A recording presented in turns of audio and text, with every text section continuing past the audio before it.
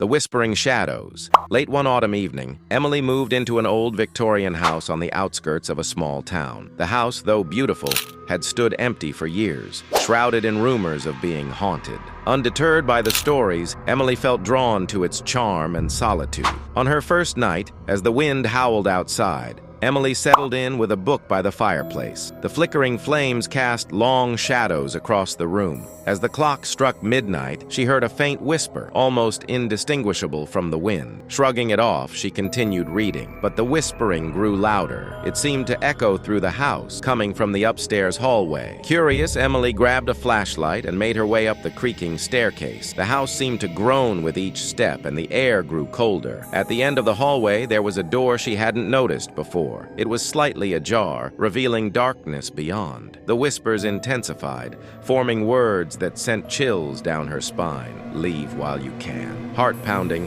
Emily pushed the door open. Inside was a small, dusty room with a single ancient mirror hanging on the wall. The glass was cracked, and behind her reflection, she saw faint, shadowy figures moving. Suddenly, a cold hand gripped her shoulder. Emily spun around, but there was no one there. The room filled with an oppressive silence, broken only by her own ragged breaths. The whispers returned, now sounding desperate, pleading. She stumbled back, only to bump into the mirror. The cracks spread rapidly, and the shadowy figures emerged from the glass, their hollow eyes fixed on her. They whispered in unison, "You've seen too much." Frozen in terror, Emily felt herself being pulled toward the mirror. The shadows wrapped around her, their icy touch draining the warmth from her body. She struggled, but their grip was unyielding. With one final scream, Emily was dragged into the mirror. The next morning, the house stood silent once again. The fireplace was cold, and Emily was nowhere to be found. In the dusty mirror, her terrified face could be seen,